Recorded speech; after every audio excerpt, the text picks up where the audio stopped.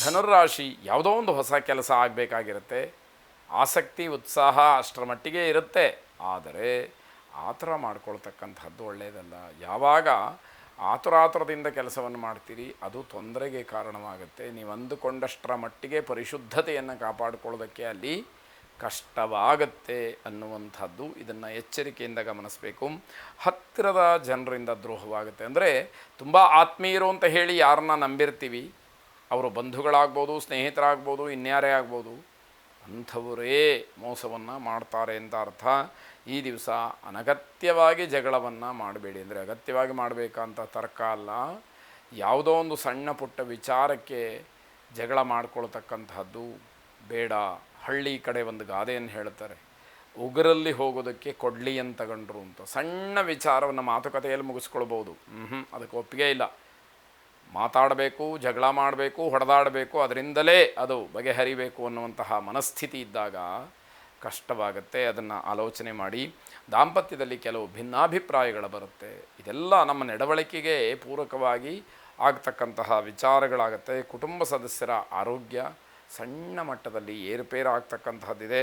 ಕಾರ್ಯಕ್ಷೇತ್ರದಲ್ಲಿ ಹೊಸ ಹೊಸ ಸವಾಲುಗಳು ಎದುರಾಗುತ್ತೆ. ಆದರೆ ಬುದ್ಧಿವಂತರಾದವರು ಅದನ್ನು ಸಮಸ್ಯೆಯಾಗಿ ಮಾಡಿಕೊಳ್ಳದಲೇ ಸವಾಲುಗಳನ್ನು ಸ್ವೀಕಾರ ಮಾಡಿ ಬಗೆಹರಿಸ್ತಕ್ಕಂತಹ, ಪರಿಹಾರವನ್ನು ಹುಡುಕ್ತಕ್ಕಂತಹ, ಅದರಲ್ಲಿ ಗೆಲ್ತಕ್ಕಂತಹ ಮನಸ್ಥಿತಿ ಉಳ್ಳವರಾಗಿರ್ತಾರೆ ಅಂತಕ್ಕಂಥದ್ದು.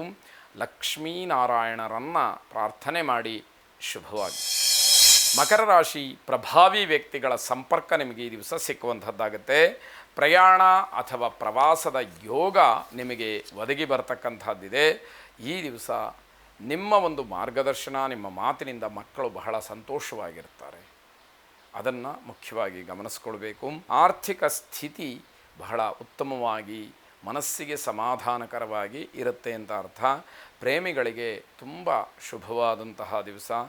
ಈ ದಿವಸ ಉದ್ಯೋಗಿಗಳಿಗೆ, ಅದರಲ್ಲೂ ಸರ್ಕಾರಿ ಉದ್ಯೋಗಿಗಳಿಗೆ ತುಂಬ ಅನುಕೂಲಕರವಾದಂತಹ ದಿವಸವಾಗುತ್ತೆ. ಗಣಪತಿಯನ್ನು ಪ್ರಾರ್ಥನೆ ಮಾಡಿ. ವಕ್ರತುಂಡ ಮಹಾಕಾಯ ಕೋಟಿ ಸೂರ್ಯ ಸಮಪ್ರಭಾ ನಿರ್ವಿಘ್ನಂ ಕುರುಮೇ ದೇವ ಸರ್ವ ಕಾರ್ಯೇಷು ಸರ್ವದಾ ಎಂಬುದಾಗಿ 21 ಸಲ ಹೇಳ್ಕೊಳ್ಳಿ. ನಿಮ್ಮೆಲ್ಲ ಕೆಲಸಗಳು ನಿರ್ವಿಘ್ನವಾಗಿ ನಡೆದು ಉತ್ತಮವಾದಂತಹ ಕೆಲಸದಿಂದ ಬಂದಂತಹ ಪುಣ್ಯಾಂಶ ನಿಮ್ಮ ಕೀರ್ತಿಯನ್ನು ಹೆಚ್ಚಿಸಲಿ. ಶುಭವಾಗಿ. ಕುಂಭರಾಶಿ ಈ ದಿವಸ ಉತ್ತಮವಾದಂತಹ ದಿವಸ. ಒಳ್ಳೆಯ ಕೆಲಸಕ್ಕೆ ನೀವು, ನಿಮ್ಮ ಪರಿವಾರ, ನಿಮಗೆ ಬೇಕಾದವರು ಎಲ್ಲರೂ ಕೂಡ ಬೆಳೆಯೋದಕ್ಕೆ ಒಂದು ಸರಿಯಾದಂತಹ ಸಂಕಲ್ಪವನ್ನು ಮಾಡಿ ಆ ಕೆಲಸಕ್ಕೆ ನೀವು ಅನುಕೂಲಕರವಾದಂತಹ ವಾತಾವರಣವನ್ನು ಸೃಷ್ಟಿಸಿ ನಿಮಗೆ ಅನುಕೂಲ ಇದೆ ಎನ್ನುವಂಥದ್ದು. ಹಣ ಗಳಿಕೆಯನ್ನು ಮಾಡಬೇಕು, ಆದರೆ ಆ ಹಣ ಗಳಿಕೆ ಮಾಡುವಂತಹ ಭರದಲ್ಲಿ ತಪ್ಪು ದಾರಿಯನ್ನು ಯಾವುದೇ ಕಾರಣಕ್ಕೂ ಹಿಡಿಬಾರ್ದು ಅನ್ನುವಂಥದ್ದು. ಸಕಾಲದಲ್ಲಿ ಕೆಲಸ ಪೂರ್ಣ ಆಗದಲೇ ತುಂಬ ಕಿರಿಕಿರಿಯನ್ನು ಅನುಭವಿಸ್ತೀರಿ ಎನ್ನುವಂಥದ್ದು. ವಾಹನದ ವಿಚಾರದಲ್ಲಿ ಸ್ವಲ್ಪ ಎಚ್ಚರಿಕೆ ಇರಿ.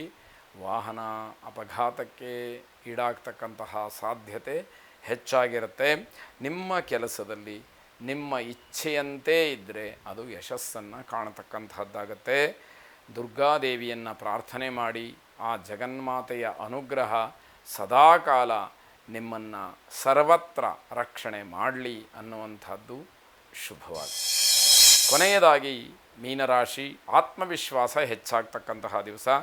ಮನೆಯಲ್ಲಿ ಬಹಳ ಸಂತೃಪ್ತಿಯ ವಾತಾವರಣ, ಎಲ್ಲವೂ ಕೂಡ ಸಾರ್ಥಕವಾಯಿತು ಅನ್ನುವಷ್ಟರ ಮಟ್ಟಿಗೆ ಎದೆ ತುಂಬಿ ನೀವು ಹೇಳಿಕೊಳ್ತಕ್ಕಂತಹ ಒಂದು ವಾತಾವರಣ, ಸಂದರ್ಭ ಒದಗಿ ಬರ್ತಕ್ಕಂಥದ್ದಾಗುತ್ತೆ.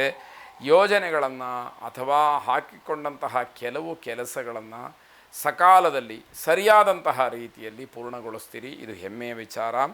ನಿಮ್ಮ ಆರೋಗ್ಯದ ಬಗ್ಗೆ ಸ್ವಲ್ಪ ಗಮನ ಇರಲಿ ಎನ್ನುವಂಥದ್ದು. ಸ್ನೇಹಿತರ ಅಥವಾ ಬಂಧುಗಳ ಶುಭ ಕಾರ್ಯದಲ್ಲಿ ಭಾಗಿಗಳಾಗ್ತೀರಿ. ಅಲ್ಲೂ ಕೂಡ ನಿಮಗೆ ಒಂದು ಯೋಗ ಪುನಃಪ್ರಾಪ್ತಿಯಾಗ್ತಕ್ಕಂತಹದ್ದಿದೆ.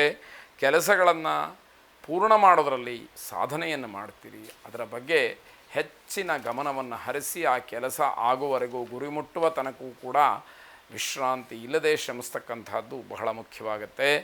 ಧನ್ವಂತರಿ ಮಹಾವಿಷ್ಣುವನ್ನು ಪ್ರಾರ್ಥನೆ ಮಾಡಿ. ಶುಭವಾಗಿ.